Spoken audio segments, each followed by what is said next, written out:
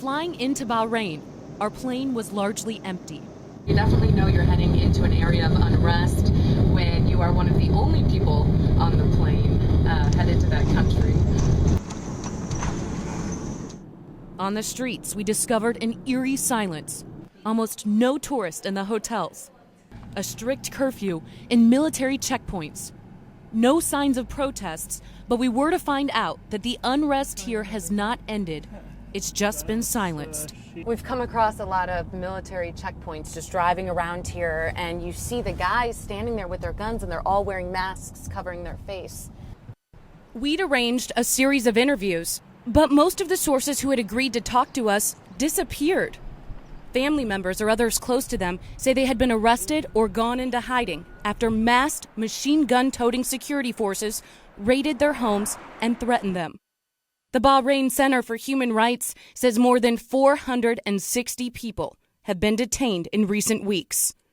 Nurses who treated wounded protesters, doctors, bloggers, a poet.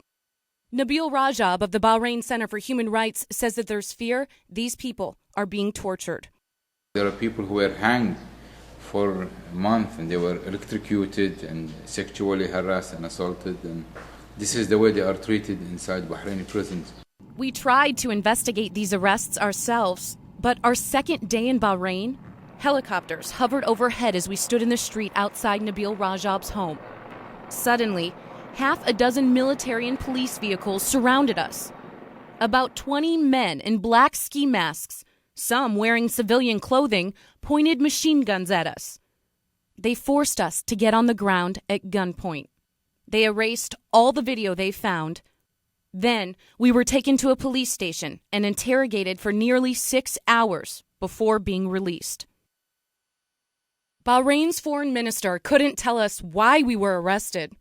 To scare somebody not to say anything, or to scare someone not to express his views. This is not a government policy. We asked him about the missing. There were many who I know personally who've been called in for questioning and arrested, but for a short period of time it was for questioning. But I didn't hear that any one of them being harmed in any way just for blogging or being active online. From this point on, government minders were attached to our team at all times. They would not allow us to film any of the tanks or military. Yeah. What's that? No, there's a tanker down there. Don't. There's a tanker where? Yeah. The tank. It doesn't want you to film the tank. I don't want them to come to you and. Come on, we have. How can we not shoot this stuff? No. And our minders told us that there were no protests.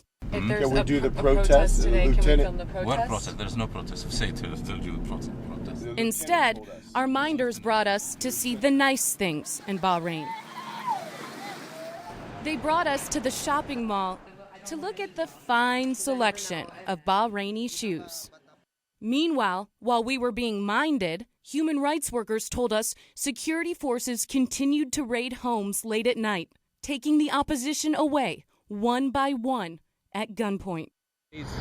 As a security, national security. But we were warned by government officials not to press any further, or we would again be arrested. Are those guys following us all day? Oh. The police? I No, don't think they so. are not following us. And this time, we might not get out.